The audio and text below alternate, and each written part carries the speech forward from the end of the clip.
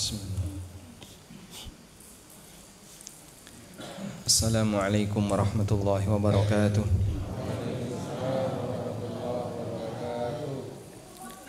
Alhamdulillah wassalatu wassalamu ala Rasulillah wa ala alihi wa sahbihi wa mawalah.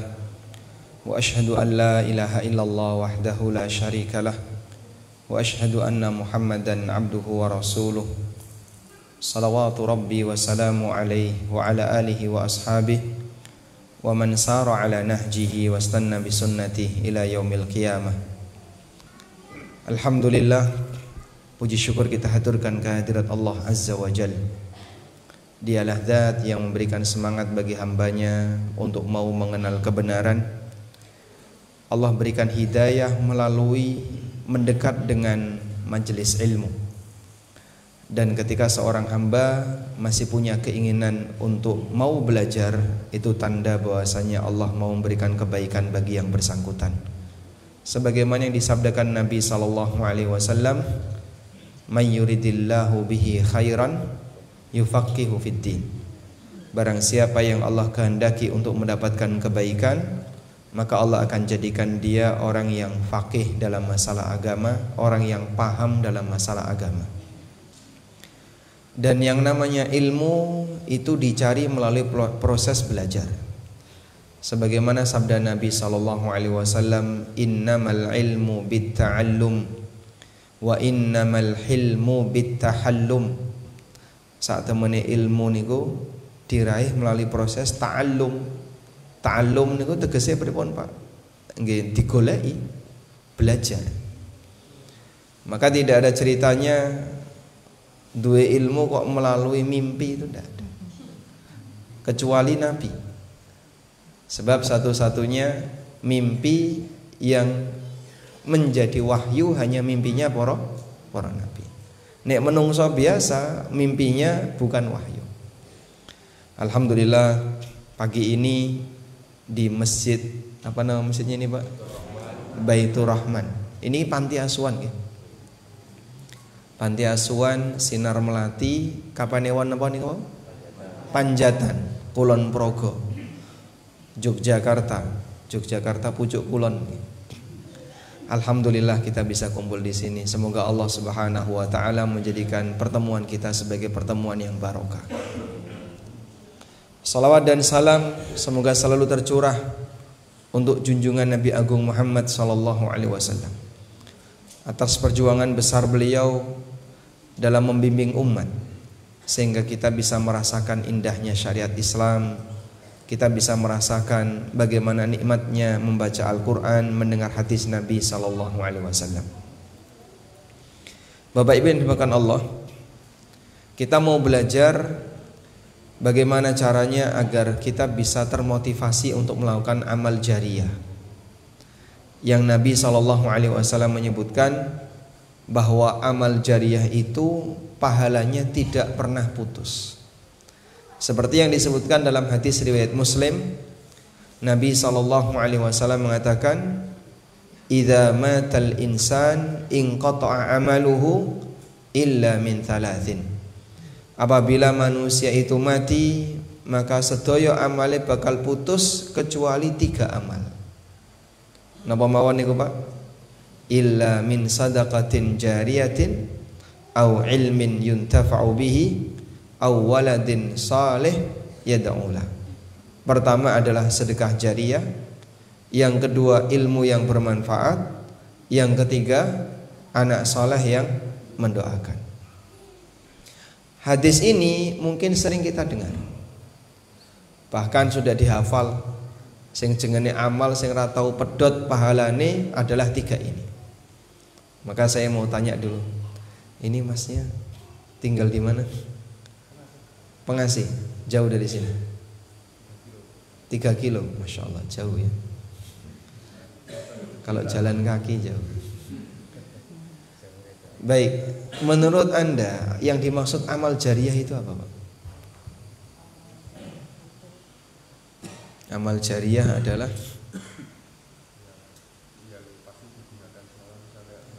pasti digunakan sama orang. Kalau nggak digunakan sama orang bukan termasuk amal jariyah. Coba bapaknya ini. Kalau amal jariah itu nama Pak?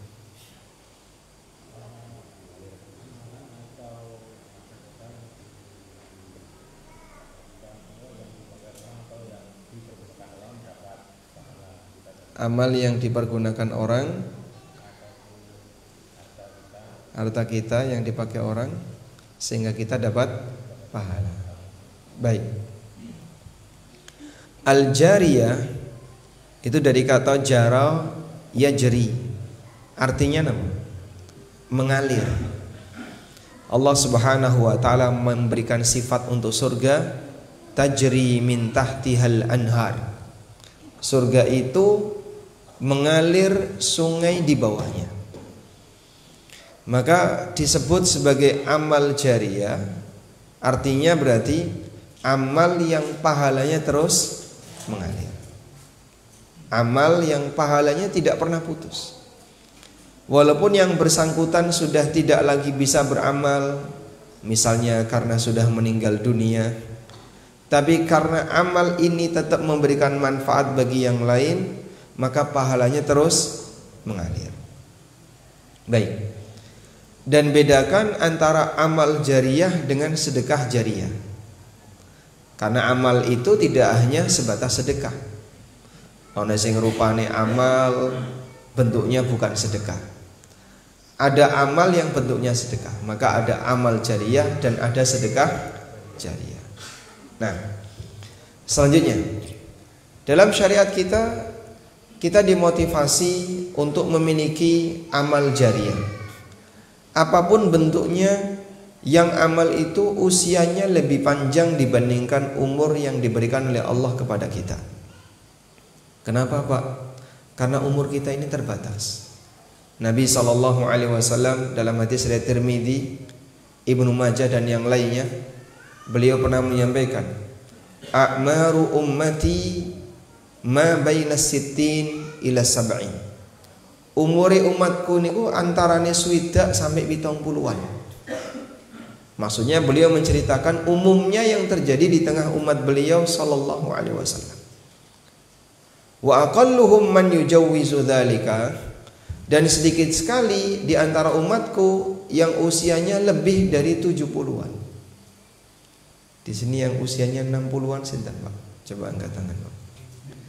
Ibu 60. 66. Bapak ada. Pinter. 60 pas. Masya Allah. Ada yang lebih dari 60 yang Bapak? Ya, so pinter. Bapak pinter? 70 pas. Bukan sakit ditawar. 70 pas. Bapak? 73. Masya Allah. Pinter? 72. Alhamdulillah. Allah memberikan kita usia yang beragam, tapi rata-rata antara 60-an sampai 70-an. Jarang yang dia punya umur lebih dari itu. Kalau umat masa silam, umurnya panjang-panjang. Nabi Nuh niku umurnya pinten? Ada yang menyebutkan bahwa umurnya Nabi Nuh itu 1050 tahun. Menurut keterangan Ibnu Abbas, beliau umur berdakwah itu selama 950 tahun. Sedangkan umurnya Nabi Nuh ada yang menyebutkan 1050 tahun. Wah, dawa no Pak. Angge dawa banget.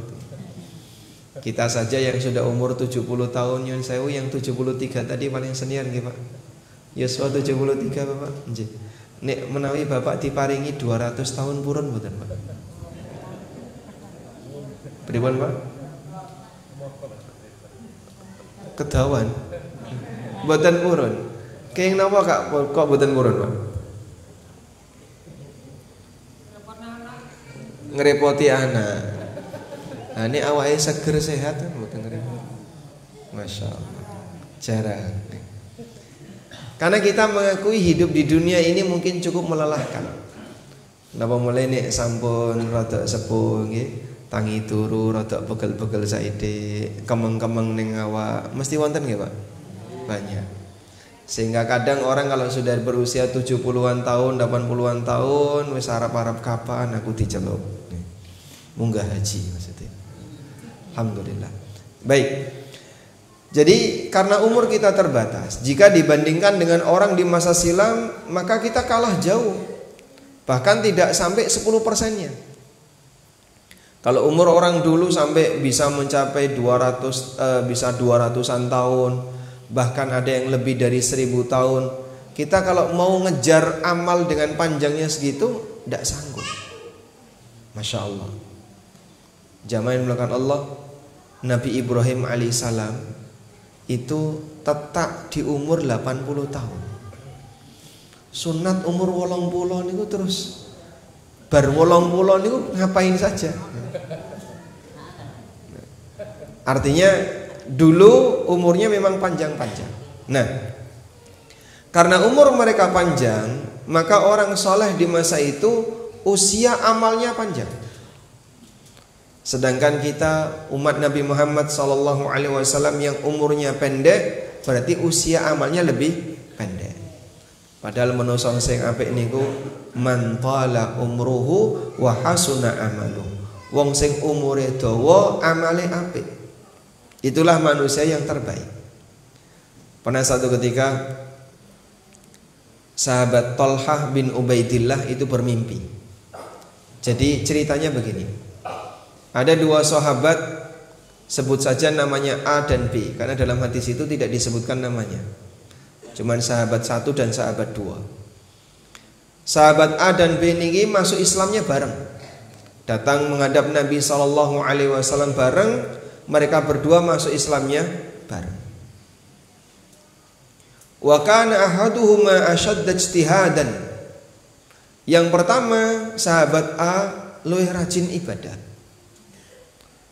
Tsumma qutila fi sabilillah, sampai piyambake nderek jihad fi sabilillah, lalu terbunuh di jalan Allah. Sehingga mati nama? Mati syahid. Sementara sahabat B tidak lebih rajin dibandingkan sahabat A, tapi piyambake meninggal dunia setahun setelah sahabat A. Selisih berapa? 1 tahun. Kemudian Thalhah bin Ubaidillah radhiyallahu anhu, salah satu di antara sahabat yang dijamin oleh Nabi SAW masuk surga. Yaron kama yaron naim. Beliau bermimpi melihat dua orang ini. Thalhah bin Ubaidillah bersama dua orang ini, bersama A dan B, berada di depan pintu surga. Fa'ata'atin, tiba-tiba datang seseorang keluar dari pintu surga. Lalu orang ini memerintahkan kepada si B, wahai B, silakan kamu masuk surga duluan. Kemudian setelah itu orang ini keluar lagi, baru memerintahkan kepada si A, silakan kamu A, boleh masuk surga duluan. Jadi yang disuruh masuk surga urutannya pripun niku? Si B dulu, baru si A. Setelah itu mereka berdua keluar dari surga, menyuruh Thalhah, irji fa innaka lam ta'ni anin. Silakan kamu keluar, kamu balik, karena belum waktunya kamu masuk surga. Akhirnya Thalhah balik dan beliau bangun tidur. Setelah itu Thalhah menceritakan kisah ini kepada sahabat yang lain, sampai akhirnya jadi kisah yang viral, jadi berita viral. Kenapa viral? Ini mengherankan.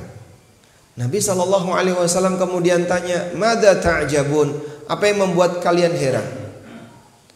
Ya Rasulullah, inna hadza kana ashadda ijtihadan wa qutila fi sabilillah.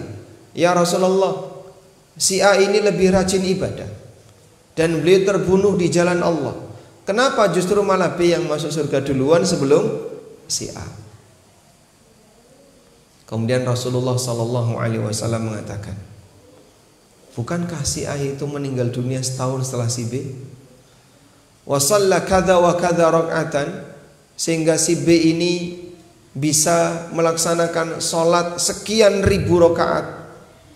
Berarti kira-kira nek selisih setahun niku sholatnya selisih berapa rakaat, Mas? Coba dihitung, Mas.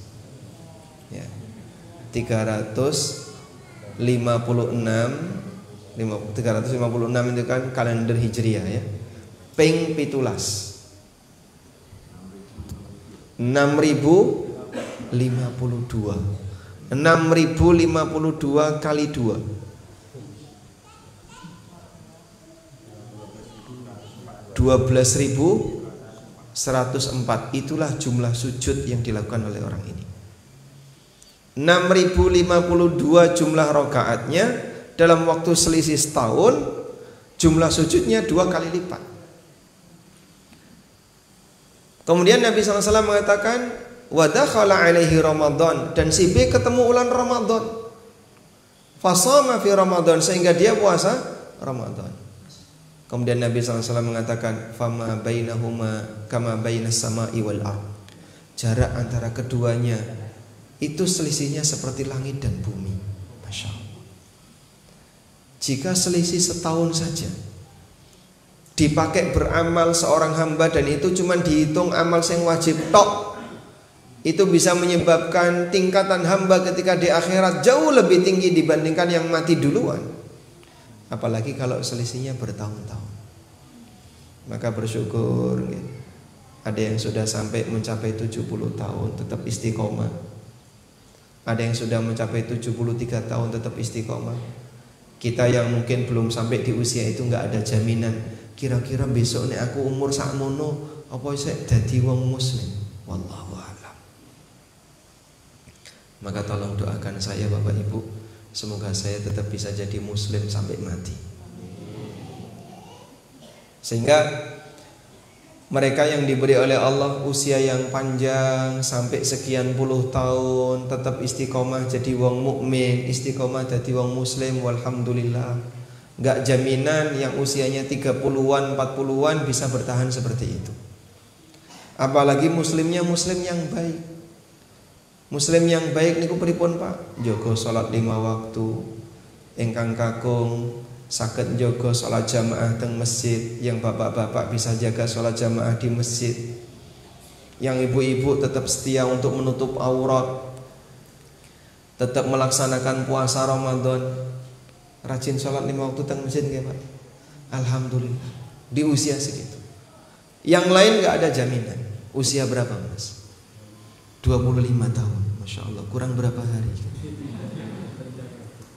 Tidak tahu. Tidak ada yang tahu berapa umur yang akan Allah berikan kepada kita. Tapi selalu berdoa semoga kita dapat hadiah istiqomah dari Allah Subhanahu wa taala, karena istiqomah ini karomah yang tertinggi. Sebagaimana kata Abu Ali Al-Zujajani, kun taliban lil istiqamah la taliban lil karamah, fa inna rabbaka ya'muruka al istiqamah wa nafsuka tatlubu minkal karamah. Jadilah hamba yang mencari istiqomah, bukan golei karomah, karena Allah memerintahkanmu untuk jadi manusia yang istiqomah, sementara hatimu bernafsu untuk punya karomah. Sing jenenge karomah di sini yang dimaksud adalah kesaktian, ilmu kanuragan. Ana wong sing beramal, sing digoleki ilmu kanuragan, iso ngilang. Aku sregep salat, menapa iso ngilang? Lah nggo apa kok iso ngilang? Sampeyan mlebu lemari kok wis ngilang. Ora ketok. Baik. Nah, kita lanjutkan. Jadi kalau umur kita cuma terbatas, hanya sekian puluh tahun, lalu perjuangan apa yang bisa kita lakukan agar amal kita nggak putus? Nah, Islam memberikan kesempatan. Ada amal-amal yang dia pahalanya terus mengalir walaupun manusia yang melakukannya sudah mati. Dan kalau kita lihat para ulama, Masya Allah, mereka punya amal jariah berupa karya ilmu yang terus dipakai oleh masyarakat, dan itu umurnya jauh lebih panjang dibandingkan umur penulisnya. Contohnya sinten Pak? Banyak sekali. Kita sebutkan beberapa di antaranya. Nyuwun sewu, Imam Asy-Syafi'i rahimahullah, itu karya beliaunya apa Pak yang sampai ke Bapak? Apa karya Imam Syafi'i yang pernah Bapak rasakan? Nyuwun sewu, jenengan. Iya, usia berapa? 27. Madhabnya apa? Madzhabnya Rasulullah sallallahu alaihi wasallam maksudnya. Kalau 4 madzhab jenengan pilih yang mana? Sedanten dipilih, insyaallah. Campur-campur ya. Baik. Apa yang Bapak rasakan dari karyanya Imam Syafi'i?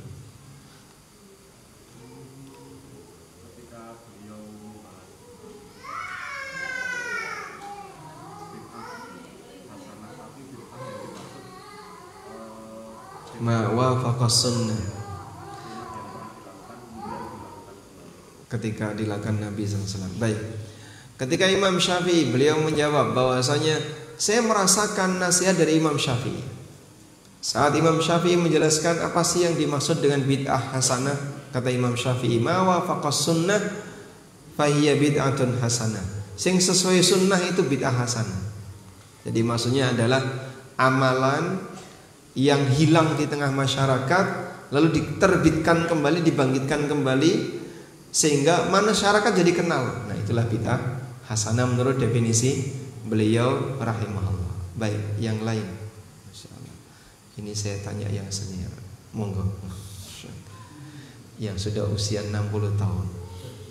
Menurut Bapak, pesan Imam Syafi'i apa yang Bapak rasakan?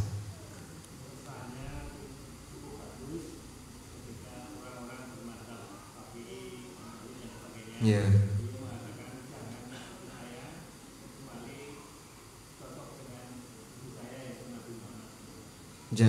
Pesan Imam Syafi'i, jangan taklid kepada saya kecuali yang sesuai dengan Nabi SAW.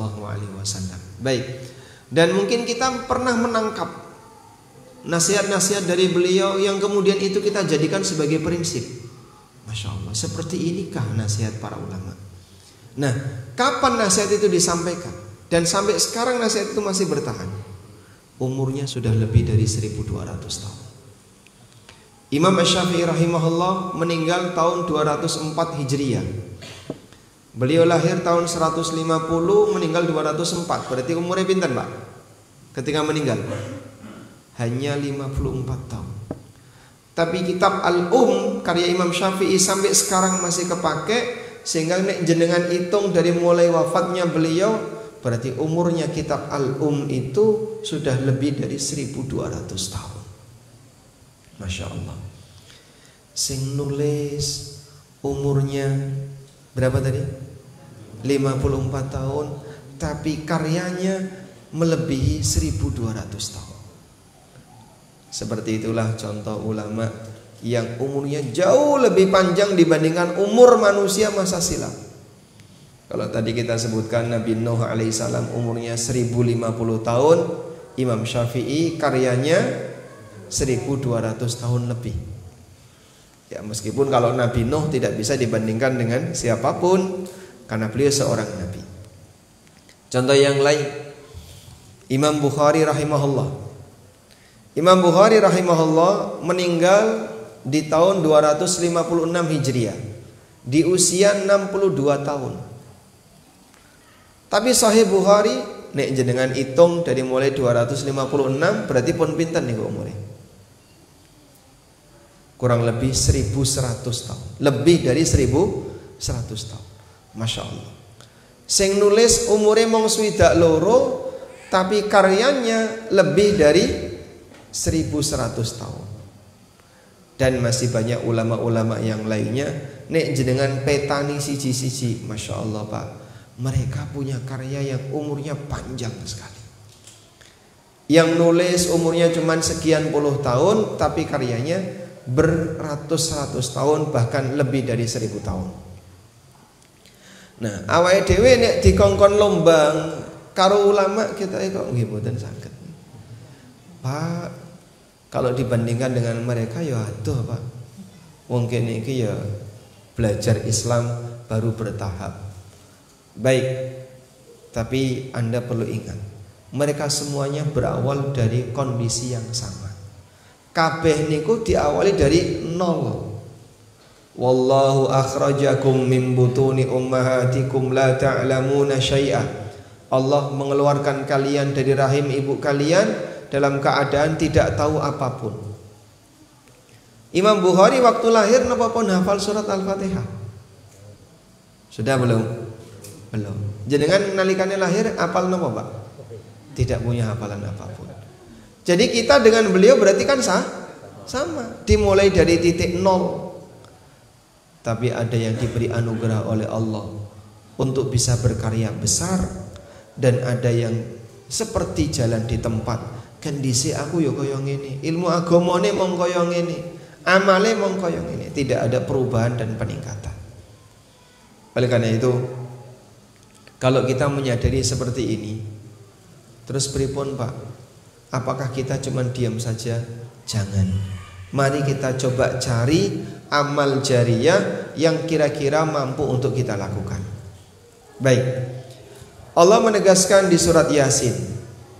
Allah berfirman, "Inna nahnu nuhyil mauta wa naktubu ma qaddamu wa atharahum wa kulla syai'in ahsaynahu fi imamin mubin." Inna nahnu nuhyil mauta. Sesungguhnya kami menghidupkan makhluk yang sudah mati. Wa naktubu ma qaddamu, dan kami catat apa yang telah mereka kerjakan. Tidak hanya itu, wa atharahum, berikut dampak yang ada dari amal yang mereka lakukan. Wa kulla syai'in ahsaynahu fi imamin mubin, dan segala sesuatu kami catat fi imamin mubin, dalam imam yang mubin. Yang dimaksud imam mubin di sini adalah Lauhul Mahfuz. Semuanya aku catat di Lauhul Mahfuz. Baik. Ayat ini memberikan penjelasan. Yang dicatat oleh malaikat itu tidak hanya amal kita, termasuk asar dari amal kita. Termasuk apa, Pak? Asar dari amal kita. Terus yang dimaksud asar dari amal niku napa, Pak? Yang dimaksud asar dari amal, para ulama berbeda pendapat. Al-Hafidz Ibnu Katsir rahimahullah menyebutkan ada dua pendapat dalam tafsir beliau tentang makna asar dari amal itu sendiri. Pendapat yang pertama, Allah Subhanahu wa taala mencatat amal berikut asarna. Makna asar di sini adalah jejak langkah kaki yang menjadi bekas bagi kita saat kita melangkah kepada sebuah perbuatan tertentu. Kalau seorang hamba melangkah dalam urusan kebaikan, maka jejak langkah kakinya akan berubah jadi pahala, dicatat oleh Allah Ta'ala. Sebaliknya, nalikane hamba melangkah ke arah maksiat, maka jejak langkah kakinya akan dicatat sebagai perbuatan dosa. Demikianlah makna asar yang pertama, dan ini adalah makna asar menurut tafsirnya Mujahid dan Qatadah. Oleh karena itu, Nabi SAW memberikan motivasi. Wong nek omahe ado mangkat ning masjid jalan kaki, maka langkah kakinya dihitung mboten? Dihitung, tidak ada yang sia-sia. Bahkan berangkat dan pergi, kullama raha wa ghada, setiap kali berangkat maupun pulang, dua-duanya dicatat. Baik di pagi hari maupun di siang hari, jejak langkah kakinya tidak disia-siakan oleh Allah Ta'ala. Makanya nek jenengan berangkat jalan kaki dari rumah, walhamdulillah Anda diberi oleh Allah Subhanahu wa taala catatan pahala untuk jejak langkah kakinya. Nek nganggo sepeda motor, Pak, apa putaran rodanya juga dapat yang sama? Enggak ada keterangan seperti itu. Dulu ada orang yang ketika ke masjid menggunakan tunggangan, naik keledai, naik onta. Tapi itu kan bukan jejak langkah kaki dia, tapi jejak langkah kaki tunggangannya. Sementara yang mendapatkan hak penghapusan dosa, langkah kaki kiri menghapus dosa, kaki kanan menambah pahala, ini berlaku kalau orangnya jalan kaki. Nyuwun sewu nggih. Nggih. Kalau nggak bisa jalan, ya nggak bisa jalan berarti amal dulu ketika masih bisa jalan. Dan insya Allah kalaupun nggak bisa jalan, tetap berusaha untuk datang ke masjid, tetap dapat pahala usaha yang dia lakukan. Jadi begini, ada sebagian di antara teman-teman yang mereka ini kesulitan untuk dapat masjid. Pak, saya tinggal di sebuah daerah yang masjidnya itu jauh, Pak. Nah terus, ya kalau ke sana bisanya hanya pakai kendaraan. Kalau jalan kaki terlalu jauh. Berapa sih? 2 kilo baru ada masjid. Sehingga saya kalau jalan ke masjid terlalu jauh. Maka saya biasanya kalau ke masjid saya akan pakai kendaraan. Masya Allah. Kalau 2 kilo jalan kaki gimana? Wah rasanya kok gak sanggup. 5 kali sehari jalan kaki 2 kilo. Apalagi kalau waktunya gelap-gelap, subuh-subuh, sepi-sepi kayak gitu bisa berbahaya. Baik. Tapi ada sebagian di antara ikhwah misalnya, kula niki wonten 2 masjid. Masjid yang dekat kurang bagus sholatnya. Boh, ono sing ngarani tidak sesuai sunnah atau alasan B, alasan C. Tapi ada masjid yang jauh, sholatnya lebih bagus. Nah terus niku pripun, Pak? Kalau dekat kondisinya seperti itu masjidnya, kalau jauh harus pakai kendaraan. Cuman masjidnya lebih bagus, sholatnya lebih bagus, ibadahnya lebih bagus. Kira-kira jenengan pilih sing pundi? Lebih bagus. Golek nopo niku nek lebih bagus? Pahala. Jalan kaki atau naik kendaraan? Kendaraan. Naik kendaraan.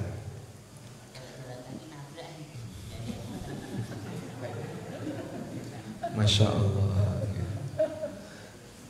Oke. Jadi ketika orang menuju ke masjid tadi dengan menggunakan kendaraan, dia tidak mendapatkan keutamaan jalan kaki. Saya bersyukur kepada Allah ketika masjid tempat saya sholat bisa ditempuh dengan jalan kaki. Sholat ke masjid dengan jalan kaki itu anugerah yang luar biasa. Banyak teman-teman di Jakarta itu, Pak, kangelan golek masjid jalan kaki, Pak. Sampai saya pernah beberapa kali dapat pertanyaan, apa hukumnya kalau Jumatan ditarik parkir? Nah kalau di sana, Pak, parkirnya bukan cuma 2.000, Pak, 20.000. Untuk sekali Jumatan dia harus bayar parkir 20.000. Ya, gini ku wis regane. Bukan ngawur nih, karena Jakarta nih, mungkin benten kali Kulon Progo. Nek teng mriki kan lahan parkir turah-turah. Jadi untuk bisa Jumatan dia harus keluar minimal 20.000 untuk parkir. Nah terus pripun niku?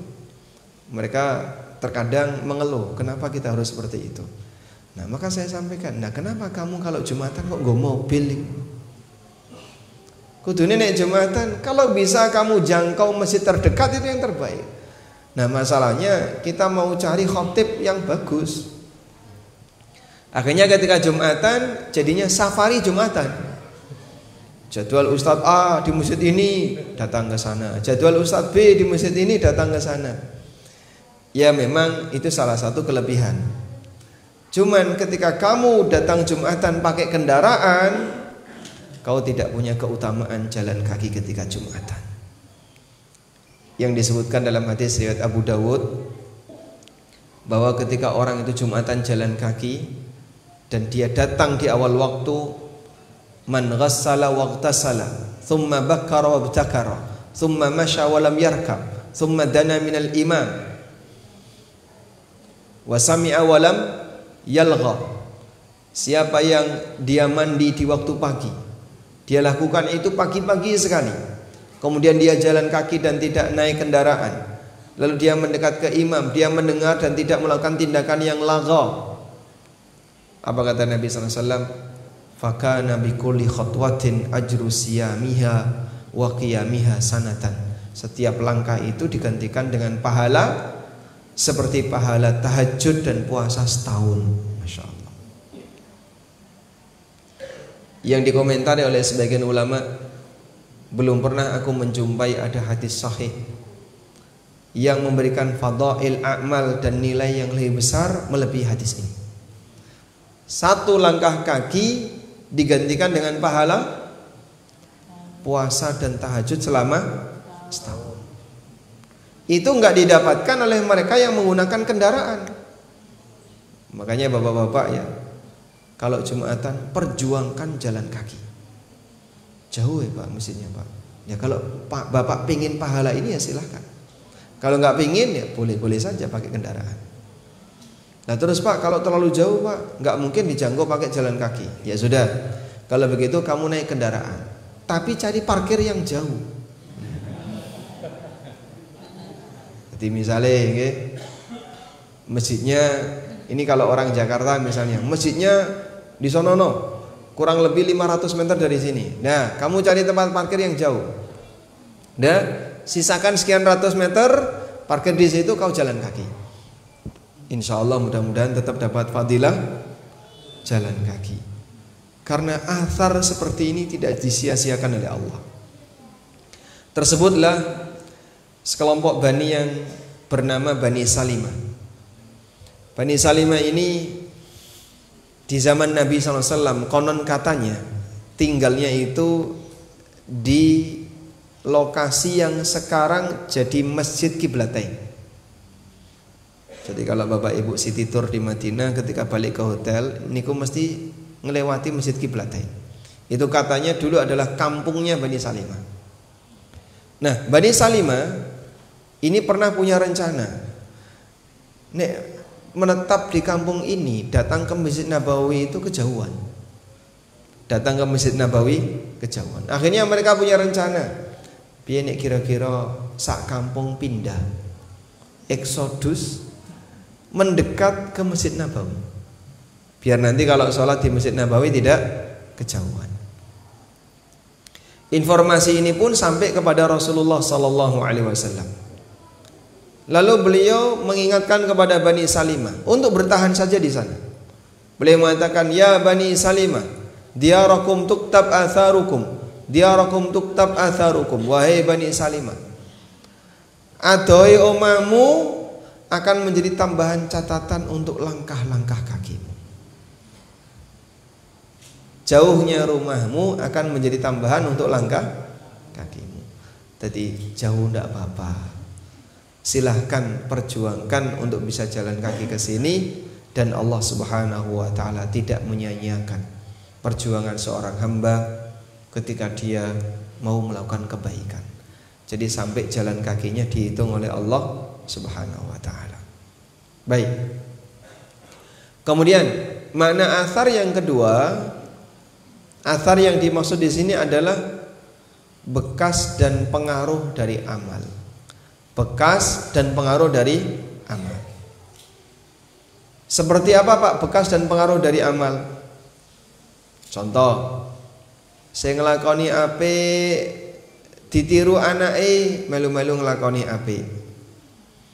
Maka ketika bapaknya sudah meninggal, tapi anake ikut-ikutan orang tuanya, melestarikan amal baik dari orang tuanya, maka pahala orang tuanya akan terus mengalir. Nah, karena itulah Bapak Ibu yang dimakan Allah, salah satu di antara bekti anak marang wong tua adalah melestarikan ajaran baik orang tua. Melestarikan ajaran baik orang tua dan meninggalkan ajaran yang kurang baik dari orang tua. Contohnya apa Pak? Misalnya bapak dhisik niku ngajari kula kon nandur-nandur. Wis pokoke apa wae sing iso mbok tandur-tanduran. Walaupun bisa jadi bukan kamu yang menikmati. Nah, itu kan termasuk ajaran baik ya?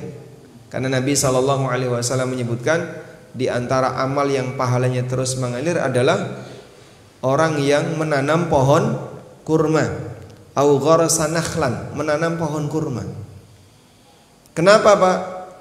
Kok beliau menyebutkan bahwa di antara amal yang tidak putus pahalanya menanam pohon kurma? Karena pohon kurma itu besarnya lama. Nah, sing nandur ora bakal menikmati saking lamanya. Ya, jadi misalnya sing wis umur 40 nandur kurma. Kurmanya gede 30 tahun lagi. Nah, sing nandur pripun? Selak mati. Kurmanya belum berbuah. Tapi karena kurma ini dia yang nanam, maka ketika generasi berikutnya menikmati, yang nanam dapat pahala. Nah, kok misalnya ada seperti itu, Bapak dhisik itu ngajari saya seneng nandur. Apa wae sing iso kok tandur-tandur. Kalau nanti berbuah kok dimakan oleh yang lain, jadi sedekah. Jenengan ngikuti ini dalam rangka melestarikan amal baik orang tua, insya Allah piyambake turut dapat pahala. Terus mengalir. Iki ajarane wong tua. Sebaliknya, kalau wong tua keliru, sing jenenge menungso kan boten maksum, saged pripun? Salah dan keliru. Nek piyambake salah dan keliru, ngasih pesan-pesan yang salah, jangan diamalkan. Bapak dhisik niku wis pesen. Pokoknya sing jenenge warisan kudu dibagi rata, lanang wedok padha. Oh niku wis wasiate bapak kok. Terus ya iki kudu dilakoni. Keliru sampean. Bahaya niku. Kenapa, Pak? Karena Allah berwasiat yang namanya warisan muncul lagi. Dhisik niku bapak nek wis dalu niku senengane nglinting ya, Mas. Ngelinding nopo? Napa Pak ngelinding Pak? Ngelinding bako. Terus jedal jedul sampai jam 12 wengi gek turu. Anake melu kados ngoten niku sae napa mboten? Nggih? Sae napa mboten? Mboten. Lah terus yo aja melu-melu. Tapi niku kebiasaan Bapak. Kadang aku ya dijak. Nah setelah bapak meninggal, apakah harus kamu lestarikan? Kalau itu kebiasaan buruk, ya jangan. Maka kebiasaan buruk beliau, walaupun anaknya tahu betul, tapi jangan dilestarikan. Ini yang dimaksud nek elek dipendem jero-jero. Jangan diterbitkan lagi dengan cara ditiru. Karena nanti kalau anaknya niru dengan alasan ini kebiasaan bapak, maka dosanya bapak tidak hilang karena ditiru oleh anaknya. Tapi nek anaknya boten niru, berarti terputus sampai di situ sudah tidak ada kelanjutan karena tidak ada yang niru kebiasaan buruk yang dilakukan oleh bapaknya. Bapak niku meling kula Mas. Kowe besok nek ngerawati sawah, mumpung sebelahe boten enten sing ngawasi, galengane digeser. Wah. Geser galengan nggih. Dipaculi entuk 5 cm. Alhamdulillah ditanduri. Tapi mangan tanahe tanggane. Rasulullah sallallahu alaihi wasallam ngasih ancaman. Man ghasaba ardan shibran. Sapa wong sing njukuk tanah wong liya walaupun cuman sejengkal, sakilan Pak. Tuwiqa alaihi sab'ina aradina yaumal qiyamah. Besok sak jerone kiamat bakal dikalungi bumi sampai 7 lapis yang pernah dia ambil. Sehingga jangan dianggap remeh yang seperti ini. Nek wong tua dhisik ngajari kaya ngono, aja ditiru. Karena meniru kebiasaan buruk orang tua itu sama dengan melestarikan dosa jariah bagi mereka. Baik. Nah, kita inginnya bagaimana agar saat kita melakukan amal soleh, amal kita ditiru oleh orang lain. Makanya bapak-bapak, jadilah panutan bagi keluarga, berikan kebiasaan baik bagi keluarga. Syukur nek wonten puteran jenengan yang niru-niru, insya Allah nanti bapaknya terus mendapatkan amal jariah. Nah, dalam hadis dari Jabir bin Abdullah radhiyallahu anhu, Nabi sallallahu alaihi wasallam bersabda, Man sanna fil islami sunnatan hasanah. Sapa wong sing nglakoni sunnah hasanah dalam Islam. Sunnah hasanah maksudnya gimana, Pak? Amal baik yang mulai terlupakan di masyarakat, atau memprakarsai mengawali amal baik di tengah masyarakat. Pernah nggak jenengan ketemu masjid teng Kulon Progo nalikane zuhur ora ana sing adzan? Hah? Kathah ngaten niku? Banyak. Masyaallah. Masyaallah, masyaallah. Nek sak kampung ora ana sing adzan, kira-kira pripun, Pak? Dosa sak kampung. Kenapa?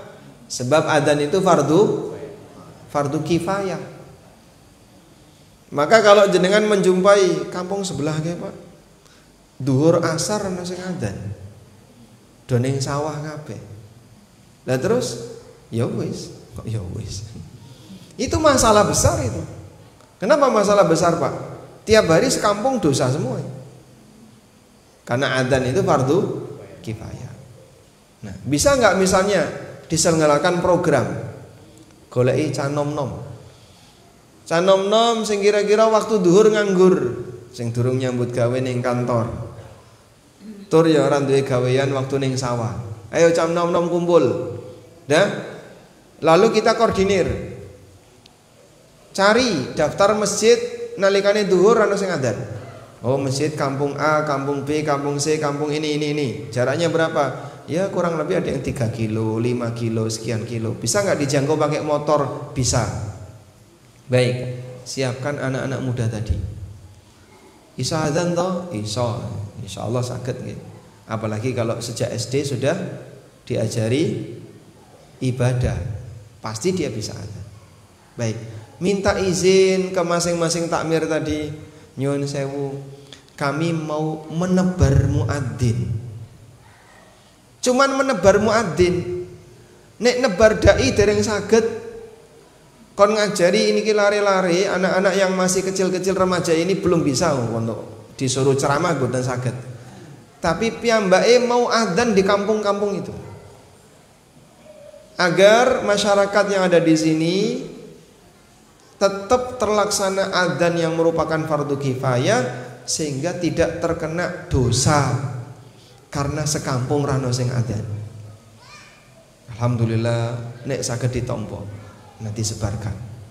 Weh awakmu ning masjid kene, kowe ning masjid kene, kowe ning masjid kene. Mungkin 2 orang per 2 orang ya. Bisa enggak kira-kira Pak dikoordinir seperti itu, Pak? Saged. Sudah pernah punya program kayak gitu? Belum, ya. Karena kan mungkin dalam pikiran kita tebar dai. Wah. Nek tebar dai ya rada abot nih. Ya. Harus menyiapkan SDM dai. Minimal nebar muadzin sing nglakoni salat duhur jamaah di masjid itu. Sehingga kita cari daftar kampung yang tidak ada salat duhur berjamaah, tidak ada adzan. Nanti insya Allah kalau program itu terlaksana, jenengan berjasa bagi umat, menggugurkan dosa wong sak kampung itu kan luar biasa, Pak. Menggugurkan dosa satu kampung itu luar biasa. Coba nggih. Nek menawi niki Mas sinten? Mas Gilang. Mas Gilang. Jenengan nek menawi kagungan dosa, Mas. Wahai Mas Gilang, silakan tebus dosamu dengan bayar 500.000. Purun mboten? Mau? Misalnya duit ngoten lho. Mau insyaallah. Kalau enggak ngene ra duwe ya wis.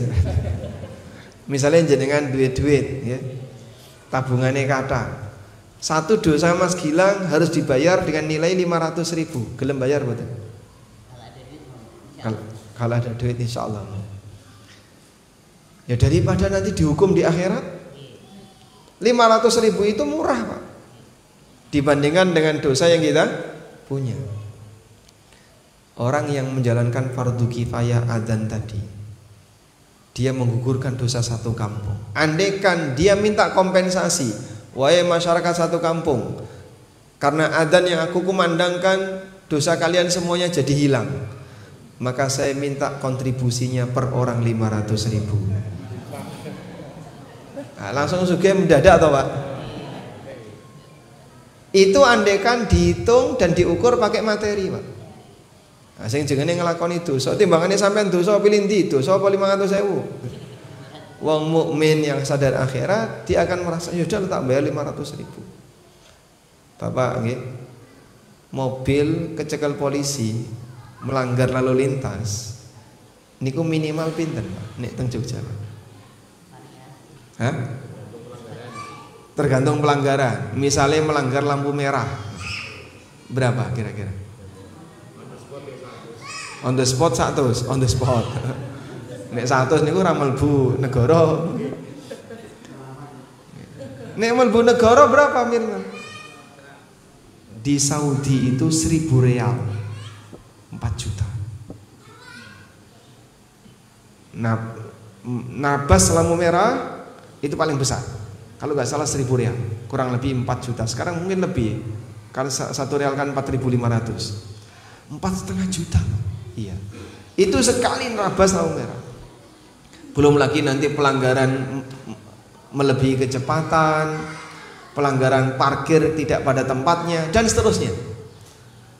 Sehingga nilai tilangnya mahal-mahal. Padahal namanya orang melanggar lalu lintas, melebihi kecepatan, itu tidak sampai dosa. Tapi dia dikongkon bayar sakmono, dia nggak bisa menghindar, bayar dia. Masya Allah, kita yang melakukan dosa terkadang meremehkan. Maka coba ini jadi PR teman-teman Kulon Progo dan sekitarnya, membuat program tadi tebar muadzin untuk mengisi kekosongan masjid yang tidak ada sholat jamaah dan tidak ada adzan, terutama di waktu-waktu tertentu. Waktu duhur, ini asar wonten nggih? Jam 5 ke adzan. Nggih. Nggih. Asar di sini jam berapa adzan biasanya? Saya pernah di sebuah kampung, adzannya ini jam 5, maghrib setengah 6, adzan asar jam 5. Waktu itu adanya setengah 5, terus komatnya jam 5. Lah kok pripun Pak? Nunggu wong mulai sawah Pak, sampai waktu sholat itu digeser. Lah ini kan ngubah waktu sholat. Kalau sampai matahari sudah kuning, Nabi SAW menyebutkan tilka salatul munafik, tilka salatul munafik. Yajlis yarkubu syamsa, kaya ngono salate wong munafik, mong lunggah-lungguh nyawang srengenge. Hatta idza gharabat baina qarnai syaitan, sampai ketika matahari itu sudah mau tenggelam di antara dua tanduk setan, naqara arba'an, dia mematuk 4 kali. Alias sholatnya cepat. Nah, ada sebagian orang yang seperti itu sampai pekerjaan ngalai ibadah. Mbok dilarani dhisik, asar mulai, terus adus, barasar balik, nanggung Mas. Wis kadung kupak lendut ya sisan. Ngoten nggih? Nah, biasanya kan orang seperti itu. Nah, tapi ini urusan ibadah. Nek iso tepat waktu, disiplin. Cuman kadang banyak orang yang seperti ini nawar-nawar. Ya, makanya mungkin kita perlu memberikan edukasi bagi masyarakat, ya. Untuk yang masalah adzan tadi, kalau bisa jangan sampai kosong. Sebab adzan itu fardu kifayah, dan pelaksanaan adzan 5 waktu harus ada semua, bukan sehari sekali. Di sini adanya pas kapan? Sehari sekali Mas, maghrib tok wis. Liyane rano adzan, ya dosa kabeh selama 4 waktu. Wallahu a'lam. Baik. Nabi SAW mengatakan, siapa yang memprakarsai amalan baik dalam Islam, fa'umila biha ba'da, kemudian dilakukan dan diikuti setelahnya, kutiba lahu mithlu ajri man amila biha la yanqusu min ujurihim syai'un, maka akan dicatat untuknya seperti pahala orang yang mengikutinya tanpa mengurangi pahala mereka sedikit pun. Sehingga orang yang mengawali amal baik, maka dia dapat pahala dari amalnya plus amalnya sinten? Setiap orang yang mengikutinya. Makanya Anda dianjurkan sebisa mungkin lakukanlah amalan yang dimana orang lain belum mengenalnya. Ini ono sing melu, panjenengan dapat pahala orang yang mengikutinya. Wallahu a'lam. Baik, mungkin itu yang bisa kita sampaikan.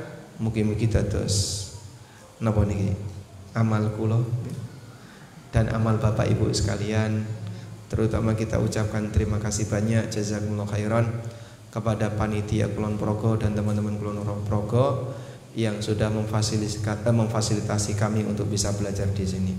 Wassallallahu ala nabiyyina Muhammadin wa ala alihi wa sahbihi wasallam.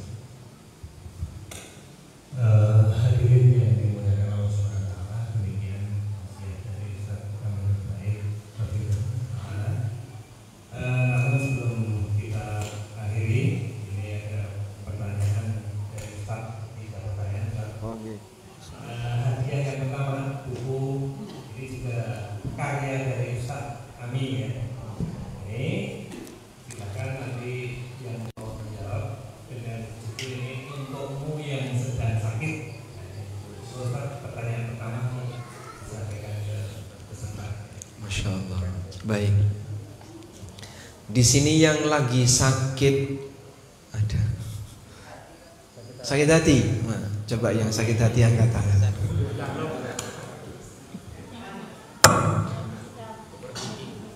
Pripun? Sakit ibu sakit fisik. Nah, langsung dapat hadiah. Alhamdulillah. Yuswa pinten ibu tadi? 66. Masyaallah. Nih. Nggih, niki mong setunggal ya. Cuman satu, Pak, yang sakit. Satu. Nggih, mengke sakit di fotokopi. Baik, yang kedua Ustaz, ini mungkin bisa untuk khusus ibu-ibu atau boleh Bapak? Di sini ada putri enggak? Santri putri di Panti Asuhan? Enggak ada. Hah? Putra semua. Baik. Berarti ini kita kasihkan ke apa? Nih ya fikih haid. Ini fikih haid.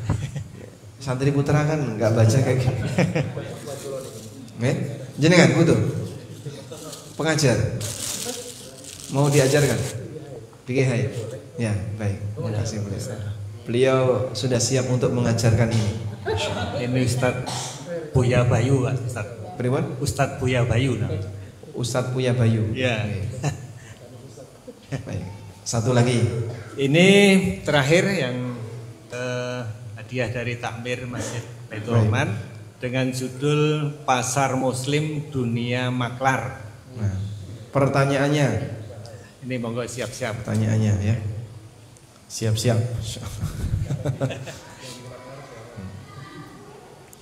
Siapa yang paling jauh rumahnya? Niki gampang. Monggo tunjuk jari. Pundi, Pak? Pripun? 8 kilo.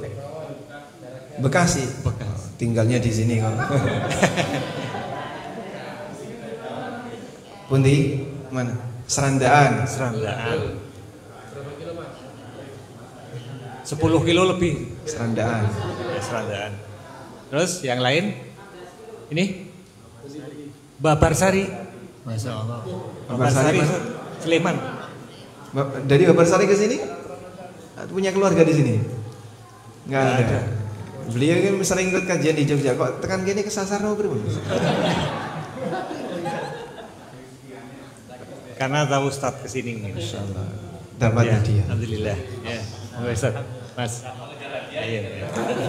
Babar Sami sama ngemplak jauh mana, Mas?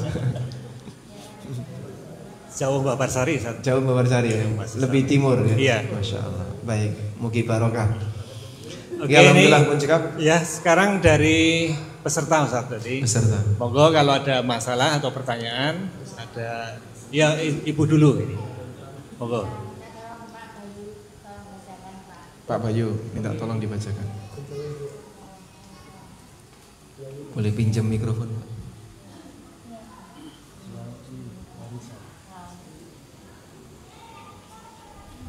Ya Ustaz, izin menyampaikan titipan pertanyaan Ustaz. Warisan sekarang.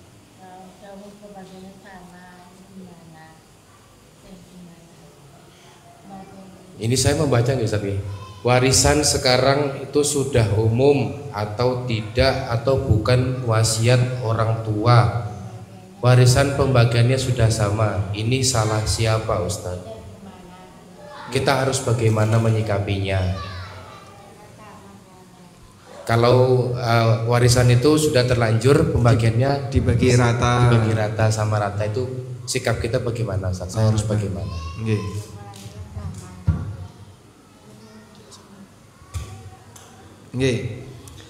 Bagaimana sikap kita sebagai anggota keluarga dan ahli waris ketika warisan itu sudah dibagi rata? Karena biasanya wong tua niku pinginnya nggih, wes pokoknya bagi rata, praktis, ora usah angel-angel timbangane padu. Ngoten nggih. Bukan wasiat. Oh, atas inisiatif ahli waris sendiri. Umum. Nggih, jangan ikut yang umum. Nggih. Sehingga yang kita ikuti aturan yang pasti.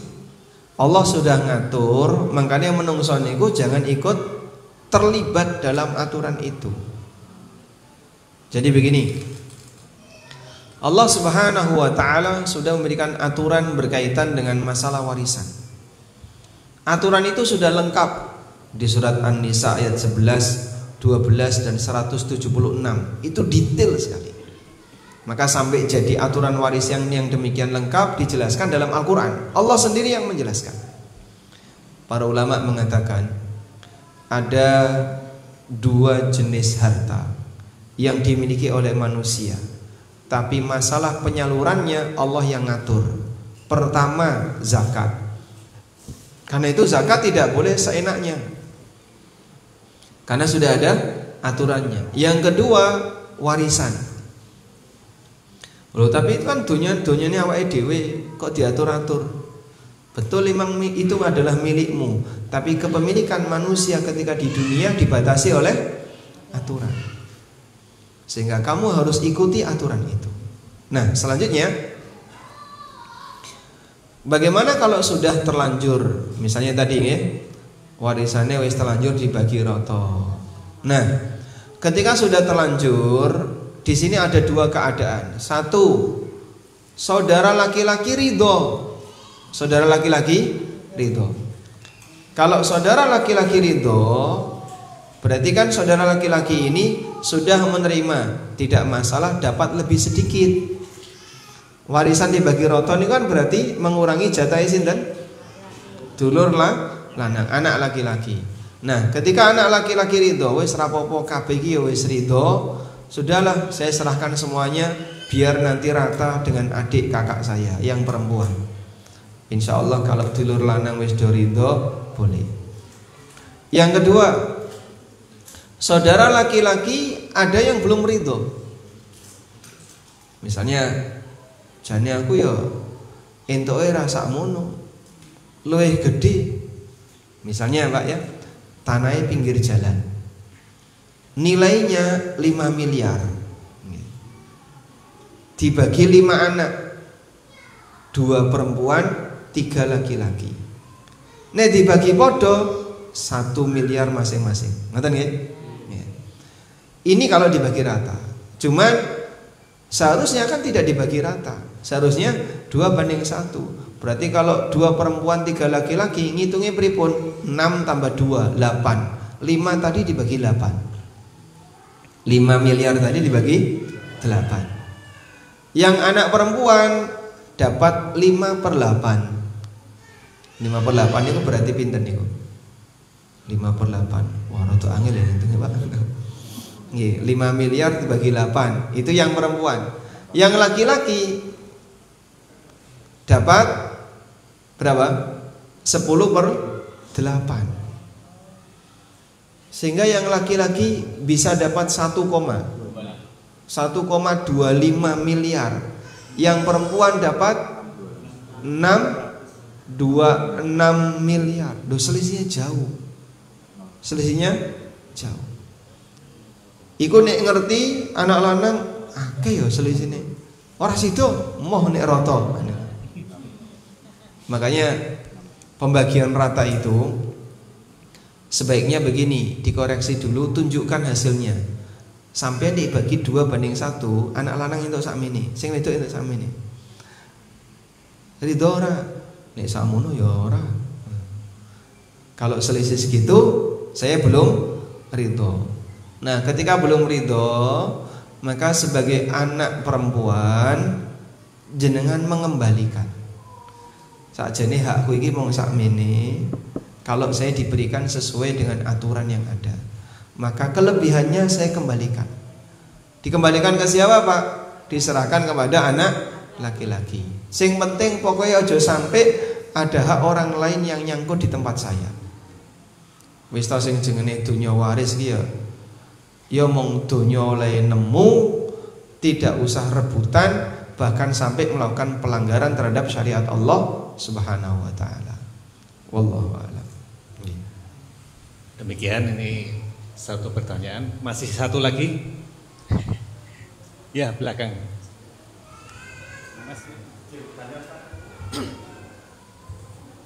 Apa hukumnya apabila dalam satu masjid itu yang azan imamnya? Jadi imam mulai dari buka pintu, azan, iqomat, kemudian langsung imami.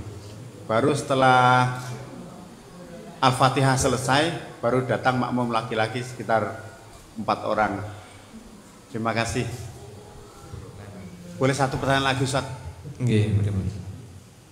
Bagaimana kalau dalam satu kampung itu ada 3 masjid, apakah semuanya wajib adzan 5 waktu?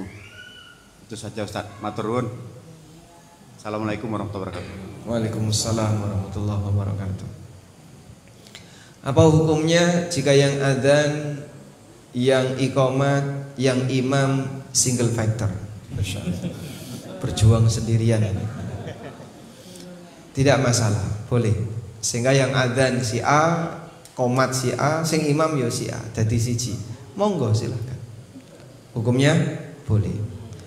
Karena bukan syarat muadzin dan imam harus orang yang berbeda. Kecuali kalau ada banyak orang. Nah, kalau ada banyak orang, di situ ada kriteria pemilihan imam, ada kriteria pemilihan muadzin.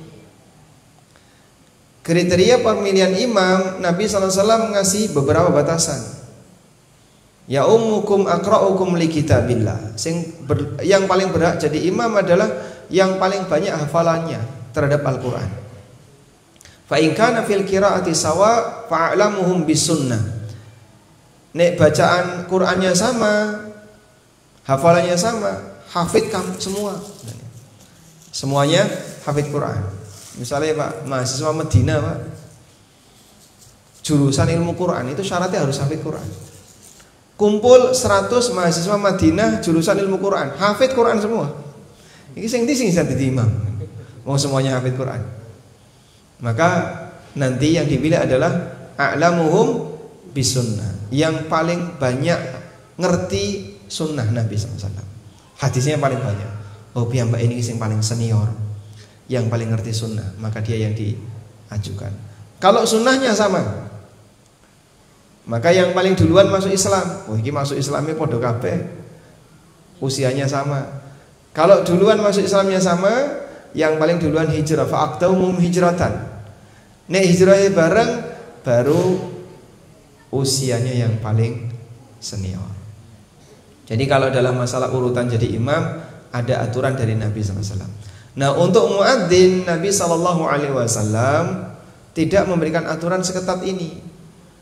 Maka dalam masalah adzan diserahkan kepada yang suaranya lantang, bukan yang lebih afdol. Makanya muadzin Nabi SAW bukan Abu Bakar. Abu Bakar sama Bilal lebih afdol mana? Jauh lebih afdal Abu Bakar. Yang membebaskan Bilal itu Abu Bakar.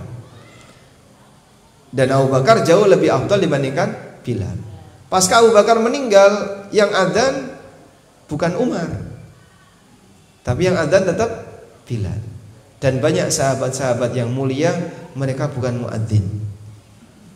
Karena muadzin ini dipilih orang yang paling lantang suaranya. Tapi kalau ndak ada Pak yang kayak gini Pak, ya kalau ndak ada diborong satu orang ndak masalah. Selanjutnya, bagaimana kalau dalam satu kampung itu ada lebih dari satu masjid? Jadi batasan fardu kifayah tadi ukurannya kalau di tempat kita satu padukuan. Satu padukuan. Sehingga satu adzan satu padukuan. Biasanya kalau di daerah Bantul, nopo di daerah Kulon Progo, satu padukuan itu kan satu komplek nih Pak. Ya, satu komplek, kanan kirinya sawah, sehingga terpisah antara satu padukuan dengan padukuan yang lain. Leres ya? Di sini kan masih kayak gitu ya. Kalau di Sleman kan nyambung, padukuan A nyambung padukuan B, nyambung padukuan C. Nah, di kampung sawah, di tengah sawah ada kampung. Sehingga ada jalan masuk jauh baru masuk kampung. Nah, satu padukuan itu satu adzan. Kalau dalam satu padukuan ini ada 3 masjid, salah satu sudah adzan, sudah cukup. Tapi ini satu padukuan rano sing adzan, dosa kabeh. Ya. Makanya tadi ya prioritas. Padukuan mana yang masjidnya tidak ada adzan. Nanti kita tebar muadzin. Wallahu a'lam. Ini yang terakhir Pak. Apa Mas? Oh iya, belum. Nasihat sama hukumnya kalau Ya, pakai. bagaimana hukum dan nasihat bagi guru laki-laki yang memiliki banyak murid lawan jenis? Guru laki-laki yang punya banyak murid lawan jenis. Semua sahabiat muridnya Nabi SAW. Maksudnya gimana? Nasihatnya jika di suatu ruangan itu bagaimana sikap seorang guru tersebut? Yeah. Apakah itu diperbolehkan atau tidak? Guru seperti di sekolah-sekolah umum seperti itu. Ya. Jawabannya boleh. Kalau masalah interaksi, kalau bolehnya boleh. Masalah interaksi ya berarti diatur interaksinya. Di STDI kan banyak sekali mahasiswi dan yang ngajar dosen-dosennya laki-laki. Cuman interaksinya diatur. Nah, kita kalau di sekolah umum mungkin akan cukup susah untuk membatasi. Alhamdulillah kalau di daerah-daerah yang jauh dari kota besar masih sangat mungkin tuh diatur mengenai pakaian. Saya ada salah satu jamaah di mana? Di Surabaya. Itu tanya, saya dosen. Di mana Pak? Di sebuah kampus. Kampus itu dominan mahasiswinya non muslim. Mahasiswi non muslim. Dan ya bahasa kita Cina ya, mahasiswa Cina. Sehingga mereka kalau masuk kampus tuh Masya Allah dah. Itu dosen dia. Dan orangnya jenggotnya lebat. Dia ngajar di situ. Ya Mas, golek kampus liyane Mas. Karena dia akan selalu berhadapan dengan tebar aurat di mana-mana. Kalau mungkin sekolah umum SMP, SMA masih bisa dikondisikan, dikongkon jilbaban masih bisa diatur. Nah kalau kampus kayak gini Pak, apalagi mahasiswanya dewasa semuanya. Ya tentu bagi dia itu lebih berat godaannya. Akhirnya saya cuma sarankan golek kampus liyane Mas. Moga-moga ada kampus lainnya. Wallahu a'lam. Baik, mungkin itu yang bisa kita sampaikan. Semoga bermanfaat. Wassallallahu ala nabiyyina Muhammadin wa ala alihi wa sahbihi wasallam. Wa akhiru da'wana alhamdulillahi rabbil alamin. Wassalamualaikum warahmatullahi wabarakatuh. Waalaikumsalam.